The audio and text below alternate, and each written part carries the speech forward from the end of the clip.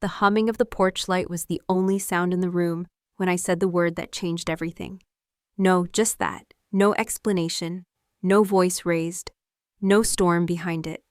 My name is Rachel. I'm 29, and in that moment, standing at the edge of my parents' kitchen, I became someone they didn't recognize. Ava blinked at me from across the room. Her mascara just slightly smudged, arms crossed like a teenager, though she's 26. Her voice always came wrapped in urgency, like every request was a crisis. I'm not asking for a lifetime, Rachel, just until I get back on my feet. A few months max. The car keys were still in my jacket pocket. I could feel their shape pressing against my thigh. I didn't touch them. I need it for work, I said softly, and errands, therapy, life. Ava scoffed. You don't even drive that much. You could use Uber. From the kitchen island, Mom stirred her coffee, not looking at me. Dad pretended to read the paper. I saw his eyes weren't moving. No one spoke. That silence, thick and familiar, filled the space like smoke. It was the same silence that used to settle in the house after Ava's tantrums, her relapses, her drama. And I had always absorbed it, softened it, cleaned it up. Not this time. I'm glad you're doing better, I said quietly, but the answer is no. I left the room before anyone could respond. That night, I sat on the edge of my bed and looked at the window. Outside, the porch light buzzed like it always had. I thought about how many times I'd given Ava what she wanted, rides at 2 a.m., money from my savings, my bedroom for a year while she figured things out. The guilt came like it always did, not loud, but heavy, not because I said no, but because I knew how they'd spin it. I imagined the text messages already forming on their phones. Mom. She's being difficult again. I don't know what her problem is, Dad. She doesn't get how hard recovery is. I didn't check my phone. The next morning, Ava was gone when I came down for coffee. Mom didn't mention her, just set out 2 mugs instead of 3. She went out with some friends, she said, buttering toast. I nodded. I know she can be impulsive, Mom added, voice gentler now. But this is a fresh start. You remember how hard it was, don't you? I do. And you want her to succeed, right? I sipped my coffee. It was lukewarm. Yes. I just don't want to be the cost of that success. Mom didn't respond. The house was quieter after that. 3 days passed. Ava didn't bring it up again. Neither did my parents. It was as if my refusal had been deleted from the narrative filed under Rachel being dramatic. But something in the air had changed. Slight shifts. My laundry wasn't done when I got home. My leftovers were missing. Dad mentioned the car insurance was probably too high for just you. I came home one night to find Ava sitting in the driver's seat of my car in the driveway, music playing, engine off. Just sitting there. She waved when I pulled in beside her. I didn't wave back. That Sunday, Mom asked if I wanted to go on a grocery run. Just us. Like old times. It was too normal to feel suspicious. So I said yes. The weather was overcast but warm. We rode in silence for most of the drive until Mom asked, "Are you still going to therapy?" I am. Good, she said. I think it's helping you learn how to stand up for yourself more. She meant it kindly, but it carried a subtle edge, like I'd been too sharp lately. We turned into the parking lot of the usual store, and as we slowed near the curb, I noticed Ava's car parked near the entrance. That was odd. She didn't shop here. I'll just run in to grab milk, I said, reaching for the door. I stepped out. The door closed behind me. And then the car pulled away. Slowly, cleanly, as if they'd rehearsed it. No honk, no explanation, just the sound of tires against gravel and the trail of exhaust. I stood there for a moment, not fully registering it. I checked my coat pocket. No phone. I turned to follow them with my eyes. Their taillights disappeared into the distance. There was no traffic, no mistake. They had left me, 3 miles from home. No purse, no bag, no wallet, no spare key. Just me standing in front of the grocery store with nothing but the realization that I wasn't confused. I was unwanted. I started walking. The first mile was slow. My feet were too warm in my boots. I tried to focus on the rhythm of my steps. The soft breeze, the way the clouds were beginning to break open just slightly. I passed a dry field, then a closed gas station. No one honked. No one stopped. Just quiet Texas road and the sound of my own breath. At some point, I stopped thinking about the car. I started thinking about how many times I had ignored my instincts, the ones that whispered, "This isn't love. This is control," with a softer voice. By the time I reached my neighborhood, the sun had started to dip. I didn't go inside right away. I stood on the sidewalk looking at the house I had grown up in. The porch light still buzzed. The blinds were half closed. My parents' car was in the driveway. Mine was gone. They had drawn their line, 3 miles wide, and I had walked it. But that night I opened a drawer I hadn't touched in months and pulled out every piece of paper with my name on it. The wind picked up around mile 2. It wasn't the kind that howls, just a steady push that made every step feel like I was walking through water. My socks had slipped halfway down into my boots, but I didn't stop to fix them. I didn't stop for anything. I remember thinking, if I stop now, I'll cry. And if I cry, I'll go back. And if I go back, I'll hand them everything they want. So I walked. When I reached the edge of the neighborhood, I saw Ava's car. My car parked perfectly in the driveway. Like it belonged there, like I didn't. Inside, the kitchen smelled like lemon cleaner and gas station coffee. The groceries were already unpacked. My mother stood at the sink rinsing grapes. She turned to me with a practiced calm. "You didn't have your phone. It wasn't a question. I didn't have anything," I said. She blinked, then smiled almost apologetically. "You know how impulsive your sister can be. She needed to get to her meeting. You were already out. It just made sense. It made sense to leave me in a parking lot." Her smile flickered, but she didn't lose it. It wasn't malicious. That word malicious sat between us like a spilled glass of milk. Something easy to clean. Something easily denied. I didn't say anything else, just walked past her up the stairs and into my room. I sat down on the edge of the bed and stared at the wall. There was a crack running from the baseboard up to the corner near the window. I'd never noticed it before. Or maybe I had, and I'd stopped looking. It's funny how you can live in a house for years and not realize how much of it you've stopped seeing. An hour passed. I heard Ava's laugh outside. The same light, breathy laugh she used when she wanted something or had already taken it. I moved to the window. She was standing in the driveway, phone raised, taking a selfie in the car. My car. I watched her for a long time. She didn't look up once. Then the notification buzzed on my tablet. Instagram @Avalee posted a new photo. I clicked it without thinking. There she was, same angle, same lighting. Caption, "Freedom looks good on me." That night I couldn't sleep.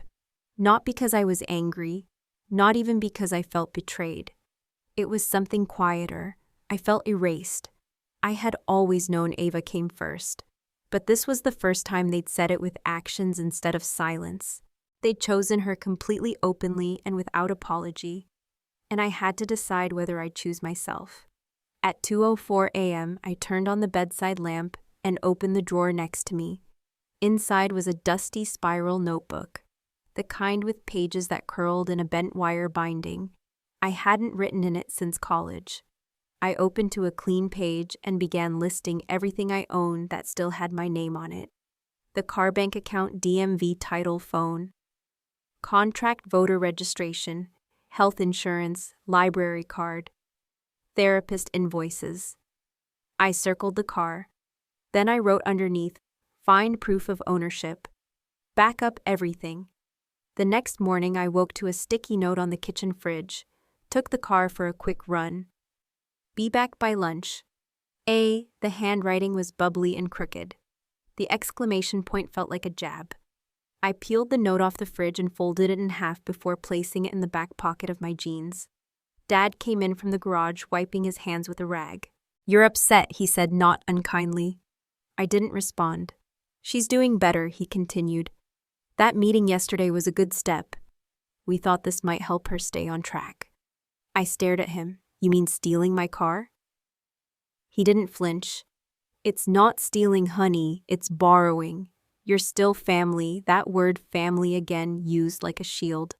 I whispered, I don't think I belong to this one anymore. I spent the rest of the morning in my room, quietly scanning every document I could find. The title still in my name. But it had a pending status update. My heart dropped. I hadn't changed it. I clicked on the Details tab. Transfer initiated, awaiting notary confirmation. I stared at the screen. Someone had started the paperwork, and whoever it was had access to my glove box. I remembered a conversation from 2 weeks ago. Ava had asked me if I still kept my registration papers in the car. I hadn't thought much of it. She'd laughed and said, "You're so old school." Now I knew why she asked. I opened a second tab and typed in free legal help near me. There was a small legal clinic in the next town over. Intake by appointment only. I scheduled one for Friday afternoon. Then I printed everything: the registration, the pending transfer, the insurance card, and the note from the fridge. I slid it all into a manila folder and labeled it in black ink car. Ownership, Rachel only. Then I opened the Notes app on my phone and typed a single sentence: "They are planning something. Be ready." That night I heard Ava come in late. Her footsteps light, her laugh muffled behind the door of my old car. Mom met her in the hallway with a soft, "Did it go well?" Ava whispered back. "Better than I hoped." They didn't know I was awake. They didn't know I had heard every word. And for once I didn't rush to forgive, or understand, or soften. I just let the silence sit. The next morning I changed every password I had and called the DMV before breakfast. The DMV clerk's voice was soft but tired, the kind that came from years of dealing with people on the verge of panic. "Ma'am," she said, "the request to transfer your vehicle title was submitted 2 days ago. It's flagged for manual review because of a signature mismatch." I held the phone tighter. "So, it hasn't gone through, not yet. But if the paperwork clears and a notary affirms it, it will." I breathed out slowly. "Can I cancel it?" I paused. "You can submit a formal dispute. I'll email you the form." A soft ding hit my inbox. I opened it immediately. And just like that, I had a small thread to hold on to. Not a win, but not a loss either. Downstairs, Mom was folding towels. She glanced at me like I was a guest she hadn't expected to stay this long. "She said you're overreacting," she murmured. I didn't ask who she was. She said she never meant to take anything, that you just made it complicated. "I didn't give her the keys," I said. "She took them."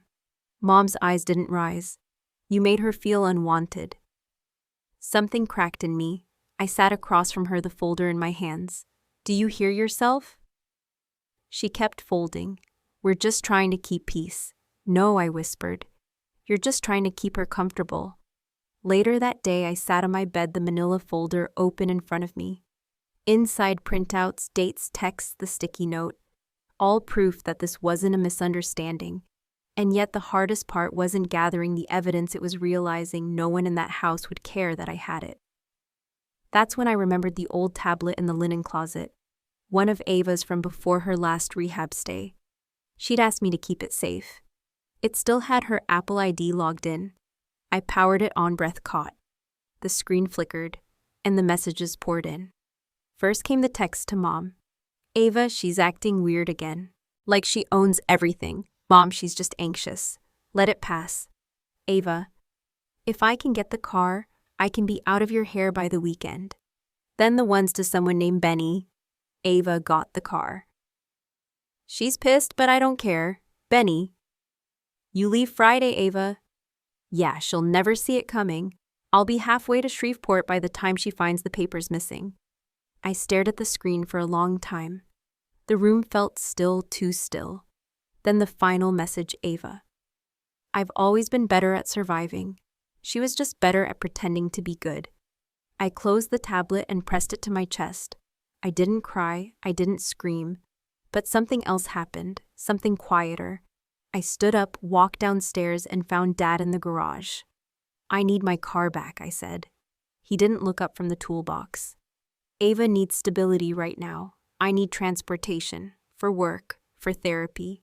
She said she'll only use it another week. I nodded. Then I pulled out my phone, opened the folder app, and showed him the DMV form. And when this title change goes through, it won't matter what she said. I'll lose it permanently. Finally, he looked up. His eyes were tired, like I had exhausted him simply by asking to be treated fairly. I don't want this to turn into something ugly, he said. And there it was again, that word. Ugly. To him, confrontation was ugliness. But theft was convenience. Silence was kindness. And I was the difficult one because I noticed. I spent the rest of the evening photocopying every form I needed to file the dispute. Then I wrote a list. Secure physical documents, save cloud backups, contact legal clinic, confirm appointment, screenshot text messages, lock credit reports, change bank login. At the bottom, I added one more line, don't wait for them to care. That night, Ava came home with fast food and a bottle of Diet Coke. She floated through the kitchen like nothing had happened. I'm driving out to see Jenna tomorrow, she said casually. You remember Jenna from group? I said nothing. Don't worry, she added, grabbing a napkin. I won't be gone long. You're acting like I stole the thing. I never gave it to you. She paused. Mom said you agreed. I didn't, she shrugged. You'll forgive me. You always do. She left her trash on the table and walked upstairs. I stared at the empty Coke bottle, still cold with condensation, and thought about how easily someone could erase your boundaries just by pretending they didn't hear them. I cleaned up her mess not because I wanted to, but because I couldn't stand the smell. Then I opened my notebook and wrote 7 words across the page in thick black ink. They're not trying to help you heal. The next morning, I received a voicemail I wasn't supposed to hear. I didn't recognize the number at first. The message was short. Hey Rachel, this is Jenna. Ava mentioned she was borrowing your car, but she also told someone here that she was planning to meet Benny in Louisiana. I thought you should know. She's not answering now and I'm worried. Call me back if you can. The voice was calm, but underneath it fear. Not just for Ava, for me. I replayed it twice. Then I saved it. Not as evidence, but as confirmation. Ava wasn't trying to get better. She was trying to disappear. And she was using me as her vehicle, literally and emotionally, to do it. That night I locked the folder in a fireproof box under my bed. Then I stared at the ceiling for hours, counting the spaces between the air vent clicks. And I thought, she thinks I'll always clean up after her. She thinks I'll walk 3 miles and still come back. But this time, I wasn't planning to return. Tomorrow I'd open her tablet again and find the message that made everything irreversible. The message was still open when I woke up. It had burned itself into the screen overnight like some digital scar. Ava. Don't worry, Benny. I've got her signature. The timestamp read 2:12 a.m. No deleted message. No hidden thread, just those 8 words, casual, chilling. I stared at the tablet, barely blinking, as if the act of reading it again might change the meaning. It didn't.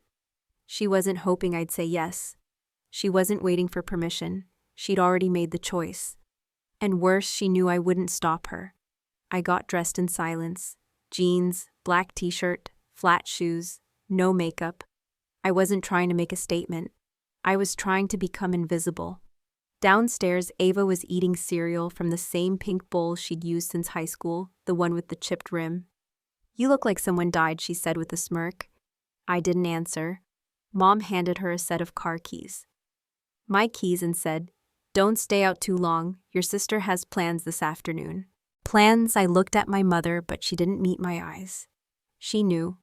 When the door closed behind Ava, I walked straight to the garage. I opened the file cabinet under the workbench and pulled out the glove box folder I kept there, backups of every car document just in case. The registration, the original bill of sale, insurance card, my signature on each one clean and certain. Then I remembered something, the power of attorney form I'd filled out last year when Dad had his surgery. I'd kept it in the same drawer, unused, blank but signed. Suddenly cold, I checked the folder. It was gone. I drove to the legal clinic in the next town over, folder in my lap like a child. The woman at the front desk had warm eyes and a tired smile. First time I nodded, she slid a clipboard toward me. "Don't worry, you're doing the right thing." I wanted to believe that. But I still felt like I was betraying someone, not Ava, my parents. The version of me they preferred, the silent daughter, the helper, the one who didn't escalate. The attorney's name was Ben, late 30s, wore glasses he kept pushing up his nose. He listened, he didn't interrupt. When I showed him the printed text messages, he sat forward. "That's enough to trigger a fraud investigation. You did the right thing coming in. What happens if the title transfer goes through before I file this?" He looked at me gently. "Then you'll have to go through a longer recovery process to get the car back. But you have more than enough documentation, especially if her attempt used a forged power of attorney." I swallowed. She did. He scribbled something down. "Do you have any indication she plans to leave the state?" "Yes." "Louisiana, good," he said. Then corrected himself. "Not good, but helpful. That makes it a jurisdictional issue. I'll flag it in the affidavit." His calm steadied me. His final words stayed with me all day. This is not just about the car. This is about choosing to be believed, even if they don't believe you. When I got home, my parents were on the porch. The air smelled like rain, thick, wet heat clinging to everything. Dad stood. "Can we talk?" I didn't answer. He gestured toward the steps. "Just sit for a minute." I did.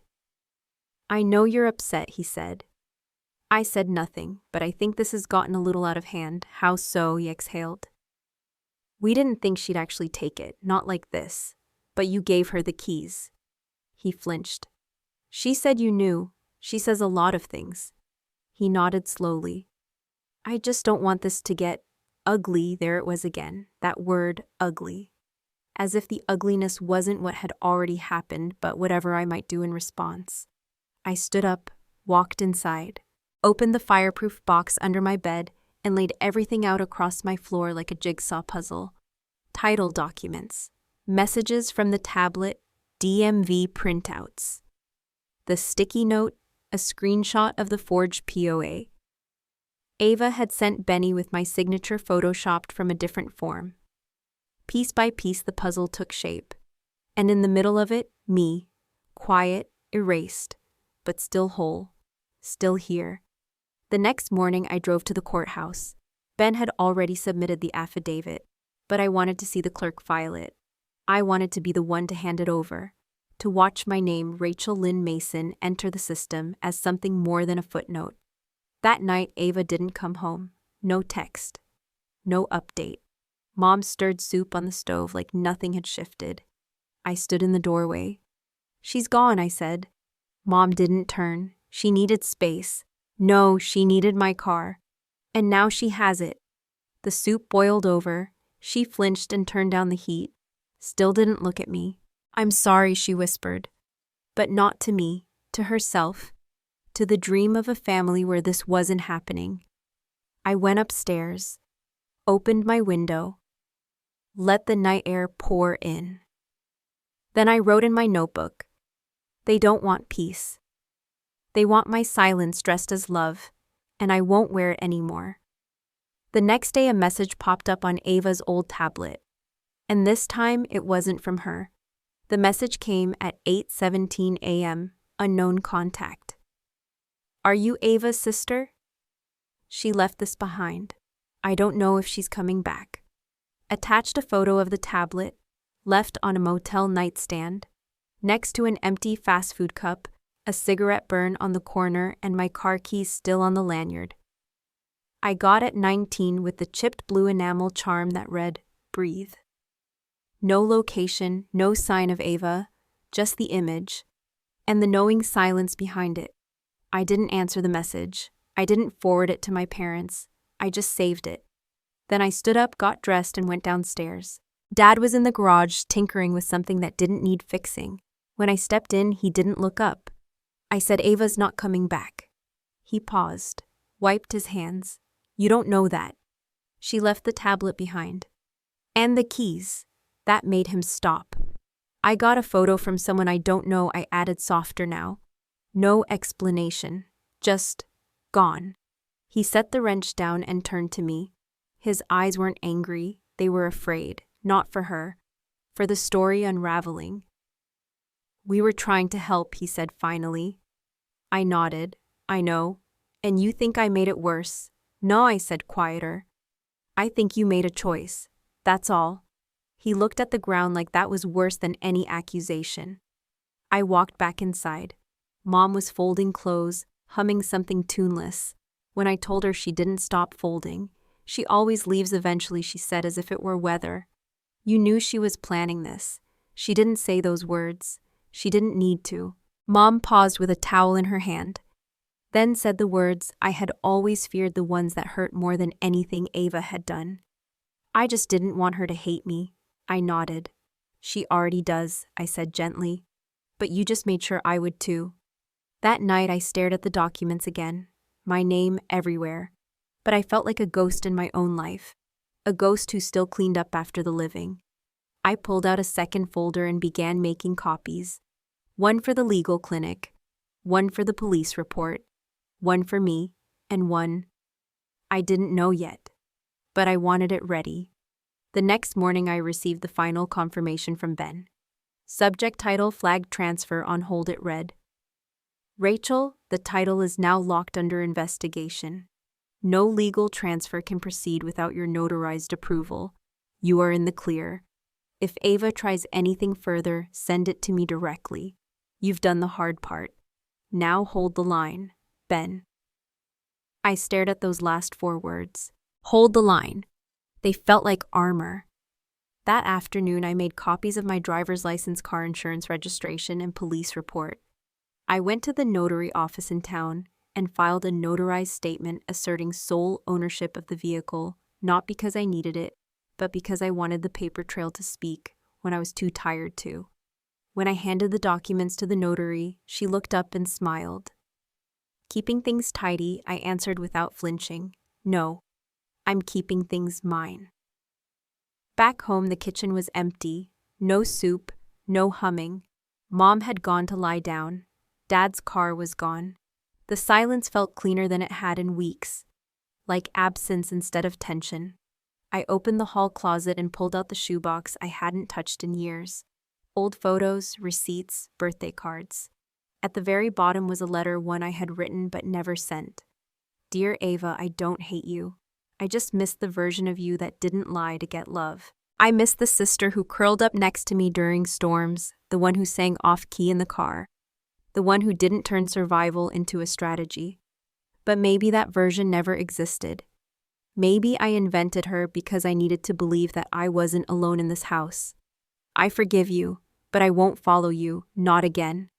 Love, and I mean that still. Rachel." I folded the letter and put it back.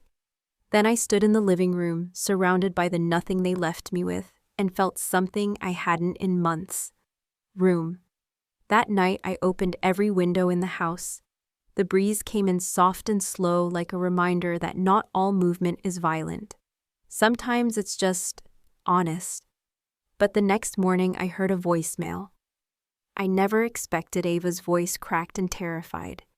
The voicemail came in at 5:43 a.m., 1 minute and 12 seconds long. The first thing I heard was her breathing, ragged, shallow, like she'd been running. Then her voice, "Rachel, I don't know where I am. He left me here." I thought silence. A shaky inhale. I didn't mean for it to go this far. I thought I could just disappear and start over. But they took everything. My phone's dead. The car. A soft sob. I shouldn't have taken it. I know that now. Please don't call Mom, please. Then, as if remembering the recording was still going, I just wanted to be free. Click. The line went dead. I sat on the edge of the bed holding the phone against my chest. My room was still wrapped in early light, pale and colorless, like the inside of a seashell. She was gone. Not vanished, but adrift. And part of me still wanted to rescue her. Even now. Even after everything. That scared me. More than the voicemail. More than the theft. More than being left in that parking lot 3 miles from home. Because it meant she still had a hand wrapped around the old version of me, the one who believed love meant sacrifice, silence, and showing up no matter what. I didn't call her back. I saved the voicemail, then emailed a copy to Ben just in case. After that, I went downstairs, made coffee, toasted a piece of bread I didn't finish. When Mom came into the kitchen, I didn't say anything. She poured her tea, then asked without looking up, "You heard from her?" I nodded. "She okay?" I didn't answer. She nodded like that meant yes. And maybe in her version of the story it did. Later that day, I opened the tablet again. I wanted to erase it, wipe it clean, get rid of the messages and photos and broken windows it had opened. But something stopped me. A new notification flashed on the lock screen. "Jenna, tell your sister she left a whole mess behind. I'm not covering for her again." I opened the thread.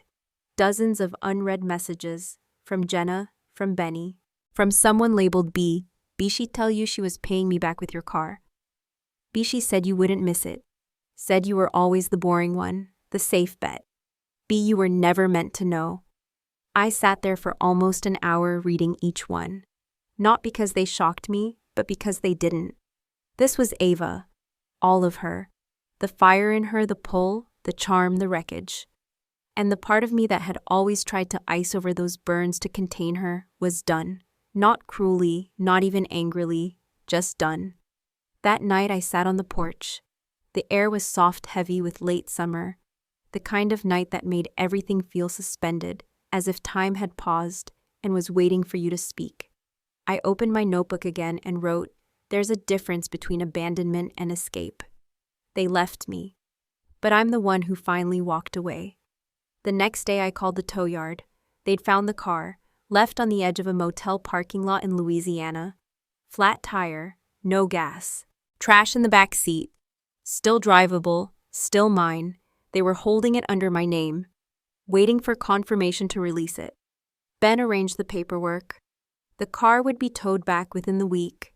Costly, but recoverable. My life, piece by piece, was returning, but I didn't feel triumphant. I felt still, like I was standing in the aftermath of a storm so quiet no one else had noticed it passed. That evening I stood in front of the mirror, brushing my hair back into a low ponytail. I studied my face, tired but mine. The reflection didn't look like a victim. She looked like someone who had finally chosen the right fight. And for the first time, I didn't feel guilty for protecting myself. The closet was dark, and Ava had locked the door from the outside. I was 8, she was 5. "I just want to see if you'll scream," she whispered through the crack, breathless giggling. I remember pressing my hands flat against the cool floorboard, staring at the seam of light under the door. I didn't scream.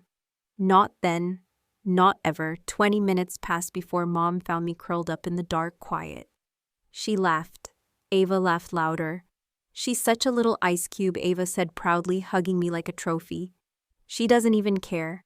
I cared. I just didn't show it. And they mistook that for strength. I thought of that moment while standing in the DMV line 2 decades later, waiting to reconfirm the lock on my title transfer. Ava had tested my silence like it was a game. But silence is not the same as permission. And I wasn't 8 anymore. After the DMV, I stopped at the park we used to play in as kids. The same rusted swing set, the same peeling green slide. Different kids now, loud, messy, unafraid of being seen. I sat on the bench under the live oak, where Ava once dared me to eat dirt, and I almost did until she ran off laughing, leaving me holding the spoon. It had always been that way, her chaos, my pause. She'd light the fire, I'd hold the water bucket, and our parents, they'd call it balance. I closed my eyes and whispered something I didn't expect. "I miss you." Not the Ava she became. The one I invented, the one I hoped for. The sister who held my hand during the thunderstorm in '99. The one who drew smiley faces on my homework folder. The one who sang along to Vanessa Carlton with the windows down. Was she real, or was I just pretending? Later that afternoon, I pulled out the old photo album. Tucked between 2 pages was a Polaroid from Christmas 25. We were sitting on the floor in matching pajamas. I had my arm around her shoulder. She was smiling so wide it blurred the edges of the frame. On the back, written in my mom's tidy cursive, "Always take care of each other." I held it for a long time, then slipped it into a blank envelope and filed it away, not out of anger, but out of understanding. Sometimes love outgrows the shape you tried to pour it into. That evening, I stood at the threshold of Ava's old bedroom. The door was half open. Inside, old perfume bottles, an empty makeup case, a journal I didn't touch. The mattress was bare, one pillow tossed in the corner. On the dresser was a small ceramic swan, the one I gave her at a school fair in 6th grade, because she loved fragile things. I stared at it and felt the ache of what had been cracked long before now. Some bonds don't break all at once. They dissolve in inches, in moments, in ignored truths. Mom stood in the hallway behind me. "She was your sister. She still is," I said. "But not in the way you want her to be. She's hurting. So am I." She didn't respond, just looked past me into the room as if Ava's shadow might reappear. But shadows are only cast when there's light, and too many lies had blocked out the sun. That night I didn't lock my door. Not out of trust, out of peace, because I had nothing left to protect, nothing left to guard, just myself, and that was enough. I woke the next morning to sunlight on my face and the sound of birds outside the open window. For once there were no notifications, no voicemails, no crisis wrapped in an apology, just stillness. And in that stillness I felt something move. Not grief, not rage, something lighter, like space, like breath, like the quiet after forgiveness. But peace didn't mean the past had vanished, and what arrived next would test whether I was truly ready to let go. I was stirring sugar into my coffee when the letter came. Thin white envelope, my name handwritten in blocky print, no return address. Inside, a single sheet of paper, creased once folded clean. "To whom it may concern. This is to confirm that Rachel Mason has relinquished ownership of the 2013 Nissan Altima to Ava Mason as of the date signed below. R. Mason." Below it, my signature, copied, not mine. I held it in my hands for a long moment. The light from the kitchen window fell across the page like a spotlight, catching the slight blur in the curve of my name. It was wrong, close but wrong. A copy of a signature from an old school form, most likely. Ava always was careful about the details she saved. My stomach sank in slow motion, because I understood in that moment what this was. Not just a threat, a test, a dare. I scanned the document, then called Ben. He picked up on the first ring. I saw it. "You did." They emailed it to the clerk's office. It bounced. Whoever sent it, they didn't go through official channels. That's a red flag, but it means she's still trying. I said nothing. "Rachel had now," I asked quietly. "Why keep pushing if she already ran?" "Because when people like Ava lose control of your presence, they try to control your absence." I nodded, even though he couldn't see me. "She's not afraid you'll fight," he added. "She's afraid you'll walk away quietly with power." The next hour moved like molasses. I printed the fake letter, attached the scan, and drove it to the police station. The front desk officer looked up with the weariness of someone who'd seen too many small, quiet betrayals unfold into things that couldn't be undone. He took the statement, logged the file, asked, "You feel threatened?" I paused. "No," I said. "Then what are you hoping for?" I looked him in the eyes. "A record," I said. "So when they ask what happened, the paper speaks for me." Later that day, I passed my car, my real car, parked in the garage again. It had been towed home that morning.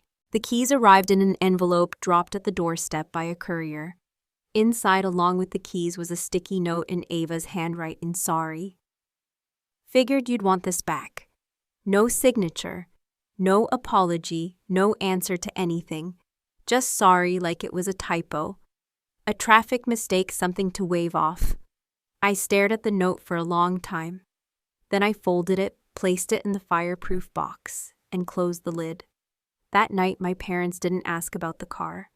We sat in the same living room we'd sat in all our lives, the muted beige walls, the sound of the fan overhead, the same faint scent of lavender from Mom's diffuser. No one said a word. Finally, I broke the silence. She forged my name. Dad looked at the TV. Mom sipped her tea. Did you know she'd do that? I asked. Mom opened her mouth, then closed it. You don't have to cover for her anymore, I said. She didn't mean to hurt you, she whispered. She just didn't care if she did. Upstairs, I opened the voicemail again, the one from Louisiana. Ava's voice shaky, unfiltered. I just wanted to be free. I pressed pause halfway through, because what she meant was free from consequence, and that's the part I'd never given her before. I filed the final affidavit the next morning, the last step in protecting the car, the title and every document tied to my name. When the clerk stamped it, her nails tapped against the paper 3 times sharp, clear, final. You're protected now, she said. But it didn't feel like protection. It felt like closing a door behind me and hearing the lock click. That night, I didn't go home right away. I drove to the bridge near the church we used to go to as kids. The skyline shimmered in the distance, all soft golds and pale blue shadows. The kind of view that made you forget this was just a small Texas town. I got out of the car, stood at the railing, and let the wind press against me. Ava was always the fire. She burned loud and fast, lit up every room, left ash behind. But I'd been the ice, quiet, controlled, slow to crack. But now the freeze had shifted. I wasn't melting, I was moving. In the distance, headlights blurred across the freeway like silent prayers. I closed my eyes and let the sound of the wind become my answer. No more chases. No more 3-mile walks back to people who measured my worth in what I handed over. And in that silence, I didn't just hear freedom, I recognized it. The first storm rolled in at 3 a.m. Not thunder, just rain, slow and insistent, pattering against the windows, like fingers too gentle to wake you, but too stubborn to let you sleep. I sat up in bed and listened. For a long time, I thought about Ava. Not the latest version, not the one who forged my name and vanished, but the one I used to share a room with. The one who used to crawl into my bed during storms, just like this, whispering, "You're not scared, right?" Because I'm not either. I would nod. I always nodded. I was her shelter. Even then, by morning the rain had stopped. The world was washed in that post-storm silence, clean damp blurred at the edges. And in that soft stillness, I made a choice. I walked into the guest room and opened the closet. Inside the duffel Ava had left behind. Untouched, still zipped. I opened it slowly. Inside were crumpled receipts, a wrinkled tank top, half a pack of cigarettes, and a framed photo of the 2 of us at the beach back when we were kids. Ava in heart-shaped sunglasses, me in a sun hat I hated. We were holding hands. I turned it over. On the back, in faded pen, 1999 Sisters by the Sea, no matter what. I carried the photo downstairs, placed it on the table. Mom glanced at it once, then looked away. She left that she asked. No, I said quietly. She forgot it. That afternoon, I drove to the lake, the one on the edge of town, where we used to go every summer. The water was high from the rain. The wind brushed through the tall grass, pushing the world just enough to remind you it was still alive. I parked and walked to the edge, sat on the same old bench with initials carved into it, and thought about the story I'd been telling myself for years. That my role was to forgive. That family meant folding yourself into whatever shape kept things calm. That if I was quiet enough, still enough, small enough, maybe no one would leave. But that wasn't love. It was survival, and I didn't want to survive like that anymore. I wrote one more letter that night. But this one I didn't address. I wrote it for the part of me that never spoke up. The little girl in the closet, the quiet one, the ice. You did everything right. You were kind. You were patient. You waited for them to choose you not out of anger, but out of hope. But they never did. And that doesn't mean you were wrong to hope. It means they were wrong not to see you. You don't have to stay frozen anymore. Move, go, melt where you're safe. I folded the page and slipped it into my journal. Didn't sign it. Didn't have to. That night the power went out for 20 minutes. No wind, no thunder, just black. I sat in the dark and lit one candle. The flame flickered gently in the center of the room, softening the walls, bending the shadows. Fire. But I wasn't afraid, because fire wasn't always destruction. Sometimes it was a start. I thought of Ava again. Not to grieve, not to rage, but to let go. She had always been fire.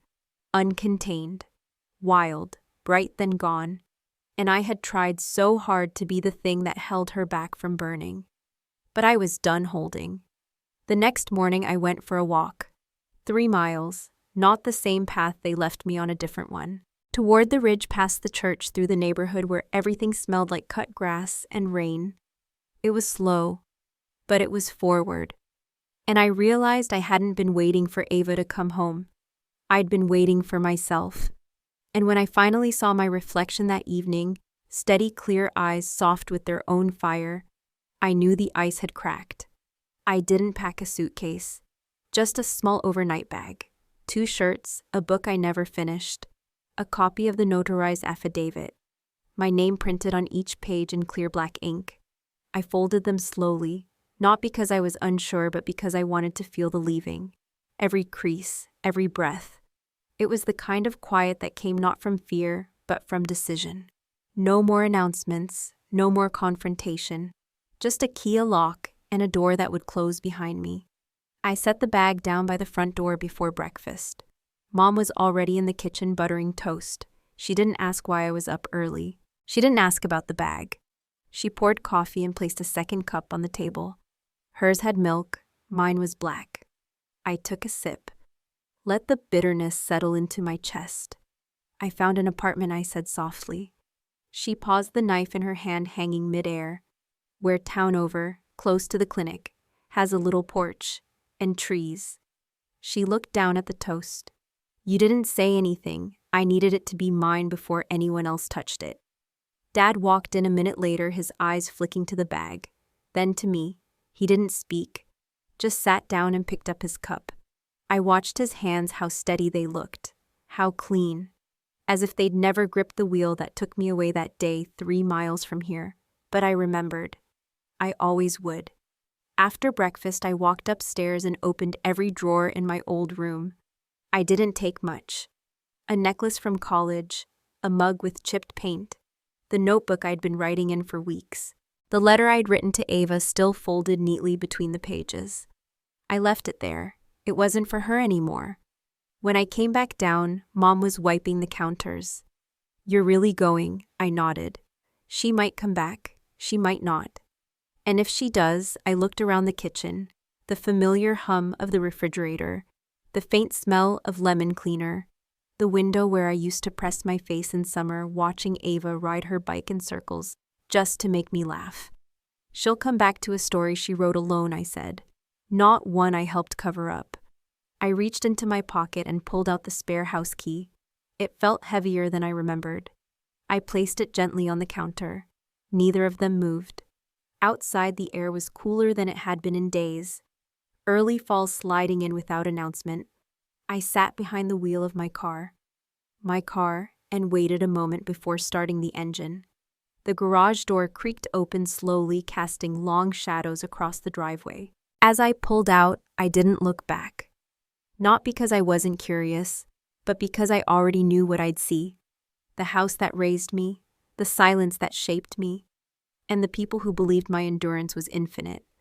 I drove through town with the windows down. The grocery store passed by on the left. The road I'd walked after they left me cracked and quiet blurred under my tires. It didn't feel like a wound anymore. It felt like proof. The apartment was nothing special. 1 bedroom, pale walls, a balcony with space for 1 chair and a plant. But when I turned the key, it clicked with a sound that felt like a sentence ending. The door opened into a space I had chosen. No ghosts, no waiting, no version of me still hoping to be picked. I unpacked the bag slowly, put the book on the windowsill, hung the shirts in the closet, laid the documents in the drawer next to the bed. Then I made tea, and sat down on the floor, cross-legged, hands around the mug. There was no noise, just the hum of my own breath, steady and mine. Later that night, I lit a candle, same scent I used to keep in my old room. vanilla and cedar. And for the first time, it didn't feel like a memory of somewhere else. It felt like presence, like place. I texted Ben Rachel. It's done. I moved out. Ben, I'm proud of you. I stared at those words for a moment. Not because they were new, but because I believed them. I was proud of me too. I didn't cry that night, but I did whisper thank you to the empty room. Not to anyone in particular, just to the air for holding me, to the walls for not asking me to shrink, to the silence for being safe. And then just after midnight, my phone lit up with a number I didn't recognize. And when I pressed play, her voice filled the room again. I didn't recognize the number. No caller ID, no contacts saved. Just a sequence of digits unfamiliar and long. I waited until the voicemail alert popped up. Let it sit there, let the silence stretch. Then I pressed play. Ava's voice soft and raw. Hey, it's me. Pause. Just breath. I know you probably blocked me, and I wouldn't blame you if you did. I'm sorry. The words fell out of her like something heavy, not rehearsed, not charming, just tired. I messed everything up, again. I keep doing that. And you kept cleaning up behind me. And I knew it, and I still kept pushing. Another pause, longer. I used your name, I used your car, I used you. I told myself it was survival, but that was just the story I liked better. The truth is, I was running, and I didn't want to do it alone. A sharp inhale, a swallow. I don't know where I am right now. Somewhere with a broken light and a vending machine that won't take coins. I keep thinking about when we were kids, and you'd sleep on the floor so I could have the bed when I was scared. And I never even said thank you. The next part was barely above a whisper. I hope you're somewhere safe. I hope you're somewhere that doesn't feel like me. Then silence, no goodbye. Just an echo of breath. Then the beep. I sat in the center of the room, phone still in hand, tea long gone cold. I didn't move, not for a while, because I knew this wasn't closure. It was a confession offered too late, a hand extended when the other person had already learned to stand. I played it again. And the second time, I wasn't listening for apology. I was listening for the spaces in between her words, the quiet guilt, the distance, and the truth she wasn't reaching out to reconnect. She was reaching out to be heard, and I could offer her that. Just that. Nothing more. I saved the voicemail, then I deleted the number. And in doing so, I released something I didn't realize I'd still been carrying. The next morning, I stepped out onto the balcony with a cup of hot coffee and a sweater pulled tight around my shoulders. The sky was a soft washed gray, the kind that made everything feel gentle, like the world was still waking up. Below the street was quiet. No one knew me here. No one had a story about who I used to be. And in that anonymity, I felt a kind of peace I hadn't known I needed. I pulled out my notebook, the same one I had carried through every chapter of this unraveling, and opened to a blank page. No more lists, no more evidence, just a sentence: you can love someone and still walk away. That afternoon, I walked to the post office and dropped off a padded envelope. Inside Ava's tablet, the charger, and a short note. No return address, no explanation. Just 4 words written carefully: you don't owe me. It wasn't forgiveness. It was release. When I returned to the apartment, I placed the voicemail recording in a private cloud folder marked "Closure Not for Listening." I didn't want to play it again. I didn't want to forget it either. Some truths don't need to be relived. They just need to be remembered gently, like weather patterns that no longer surprise you. That evening, as the sun dipped low behind the buildings, I stood at the window and looked out over the parking lot. A couple walked past with a dog laughing softly. Someone carried groceries upstairs. A child rode a scooter in uneven circles. And there I was, breathing whole, unnoticed, and finally free. The next morning, I opened a drawer and found the photo I thought I'd thrown away, the one with the words on the back. And for the first time, I didn't cry when I read them. It was tucked between 2 old notebooks, the kind I hadn't opened since college. I wasn't looking for it. I thought I'd left it behind. But there it was, the photo. Ava and me, high school, 2009. She's laughing, her arm flung around my shoulder. I'm smiling, eyes slightly squinted against the sun. We're sitting on the hood of my first car. Legs crossed, sneakers, untied, sunburn, just starting to show on our cheeks. The sky behind us was huge and cloudless, that endless Texas blue that made everything feel possible. I flipped it over, already knowing what I'd see. Mom's handwriting, delicate and round. Always take care of each other. I stood there for a long moment, holding it gently between my fingers. The photo was glossy, slightly bent in one corner, still warm from the sunlight filtering through the blinds. There was a time I would have posted this on social media, captioned it with something like "Sisters are forever," but I didn't post it, I didn't share it. Because what I felt wasn't for anyone else, it was mine. I set the photo on the desk and sat down in the chair by the window. I let the breeze touch my skin, soft and weightless. And I let myself remember not just the lie in the back of the photo, but the moment it was taken. We had just gotten iced coffees. Ava had stolen mine halfway through, claiming hers was too sweet. I didn't argue. That was the pattern. I'd let her take. She'd call it love, but this photo wasn't proof of love. It was proof of coexistence, of proximity, of survival, of two girls who grew up in the same house but were raised by different expectations. Later that day, I slipped the photo into a clean envelope, wrote a date on the outside, September 10th, no year, just today, then placed it in the back of the drawer, not to hide it, but to keep it somewhere safe where it couldn't be reshaped into something it wasn't.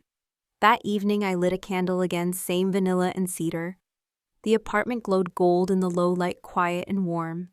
I poured a glass of water, ate dinner alone, laughed once at a show I used to watch when Ava was in rehab the first time. There was no weight in the silence, no grief, just space. I looked around the room and realized this was what healing looked like, not an arrival, a moment. One that could easily be missed if you were still waiting for someone else to return. Mom texted that night. "Mom, your room's still here? You're welcome anytime."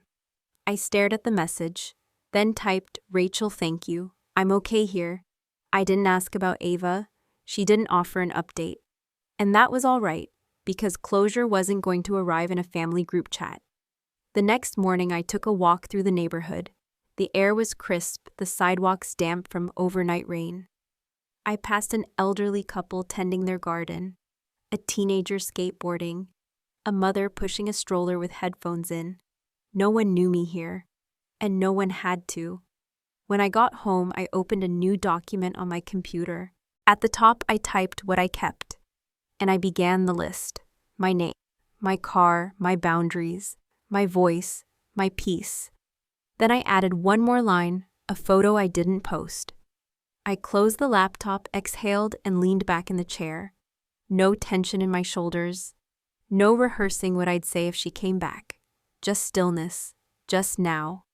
And tomorrow I'd return to the road, not running, not proving, just driving forward toward a life that no one else had chosen for me. I drove without a destination. The road curved out of town, past gas stations, past the old high school, past the turnoff that led back to the house I'd left behind. The windows were down. A song I didn't recognize hummed from the radio, low and steady, like background to something bigger. My hands were loose on the wheel. My heart quiet. No plans. Just forward. At the 3-mile mark, I pulled over. Not because I had to, because I wanted to.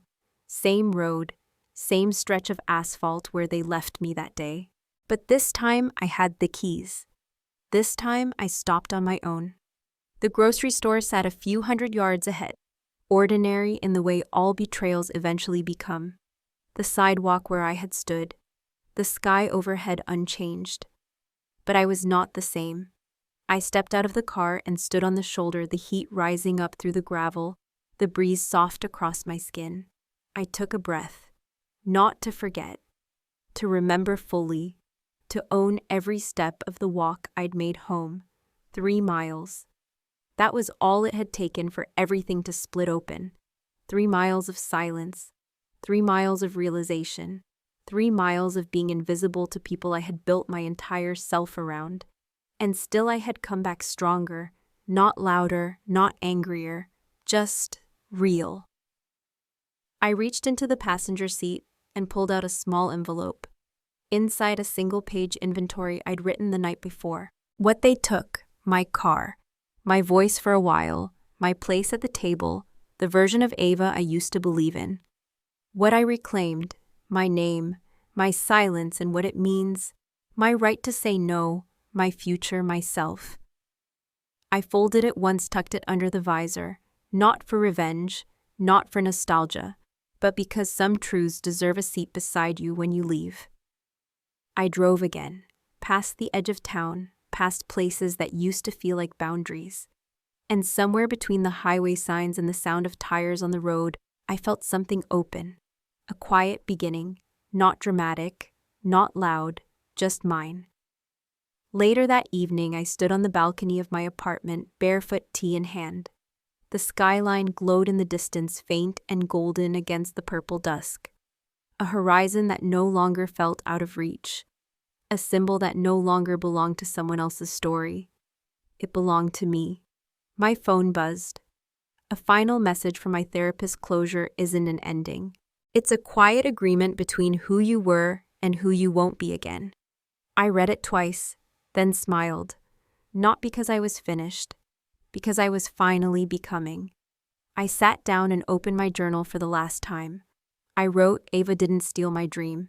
She sharpened it. The porch light across the street flicked on.